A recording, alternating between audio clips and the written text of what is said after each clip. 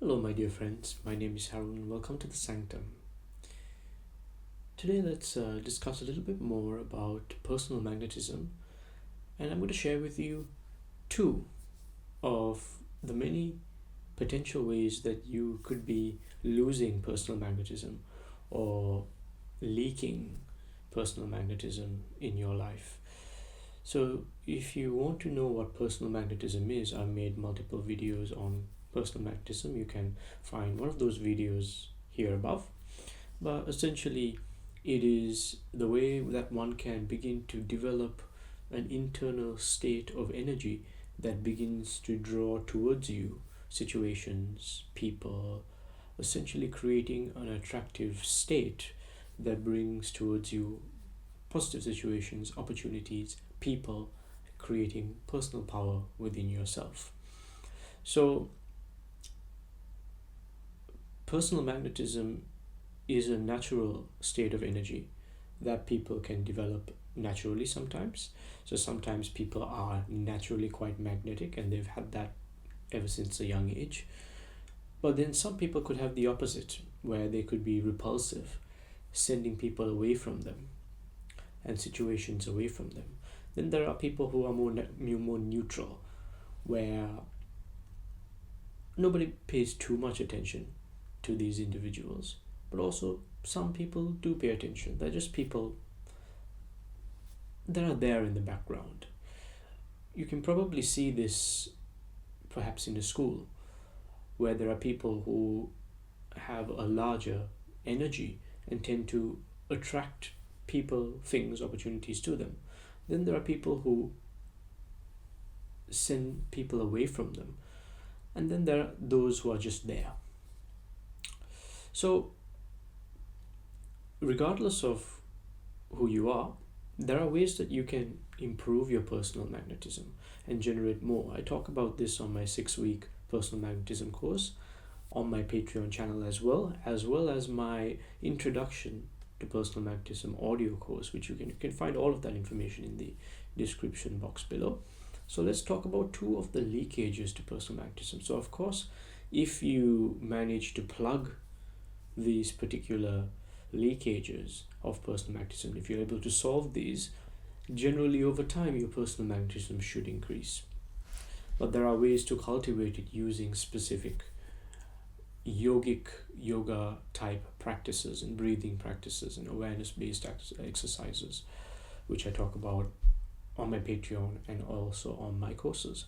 So first of all, there are many leakages that one would need to work on, but here are two that potentially that you could look at. So first of all, it's movement or unnecessary movement.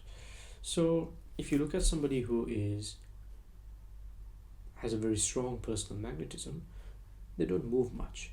So when I mean move much, it's okay to move when you're talking and trying to express, because that is actually expressing your personal magnetism and expressing your energy.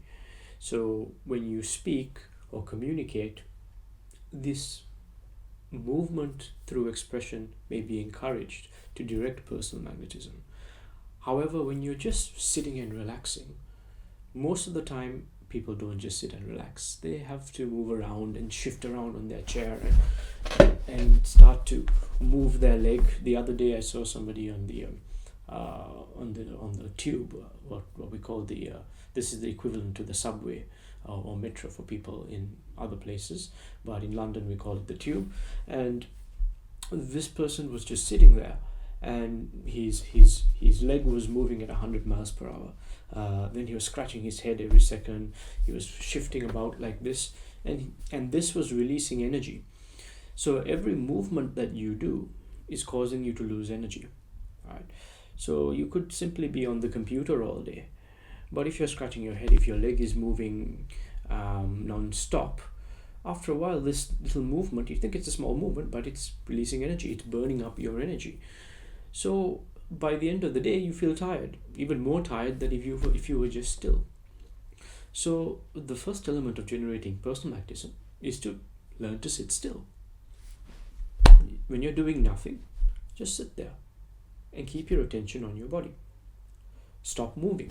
There's no need for you to keep shifting and moving like this and to move parts of your body all the time. Is to bring that conscious awareness back onto the body and to keep it still. And of course, that doesn't mean you can't move your finger to scratch your nose or something like that. Of course, you can do that. But that's a necessary movement. And be aware of it when you're doing it. And this will completely plug one of the leakages to personal magnetism so that you carry out as little movement as required. Obviously, when you're doing nothing. Of course, I'm not talking about stuff like exercise or when you have to do some kind of physical activity or work. Of course, that's encouraged. What I mean is when you're sitting down, relaxing, or having a conversation, or on public transport or something like that, to be as still as possible and completely be in the body, aware of the here and now. This will start to generate and preserve your magnetism. The second may be something slightly more external to yourself, and that is, of course, the relationships that you have around you. Some relationships can be empowering in nature, while other relationships can be toxic in nature. So it's very important, if you are to generate personal magnetism, to also surround yourself with those who empower you rather than those who drain you. So toxic relationships are something that can drain your personal magnetism. So how do you know if you're in a toxic relationship? Well, first of all, if you're living with this person, or if you're in close proximity, or you're working with this person on a close basis, do you feel empowered after this interaction, or do you feel low after this interaction? If you start to feel low after an interaction, then likely your energy is being drained, or you're losing this energy. So that is a leakage of personal magnetism, because for some people they may even lose their, they may have a bad day. It may affect the rest of their day and the way they are for the rest of the day, because someone in their life, or a few people in their life, have become toxic in nature and are drawing their own personal magnetism, so that they're losing energy. So of course this may be a complicated one, because of course we have attachments as human beings, and it may be difficult for us to move away from these people depending on who they are and what our responsibilities are with this person. So which is where this is one of the harder ones to work with. Although if you start to plug some of the other leakages of magnetism and you generate a much stronger internal energy, these toxic individuals or interactions that you may have a lesser effect on you, because this is one that you can transcend internally by cultivating that awareness. But that takes a lot of work and practice to be able to cultivate that internal awareness where you're able to transcend the toxicity of others. So here are two aspects. There are many more, another 4 or 5 different leakages of personal magnetism. I talk about all of them and how you can rectify them on my audio course, which you can find in the description box below. It's there also in my 6-week personal magnetism course, which is kind of a deep dive into the whole system of these practices. So if you found this video interesting, please give it a like, please subscribe, and I shall see you in the next video. Peace.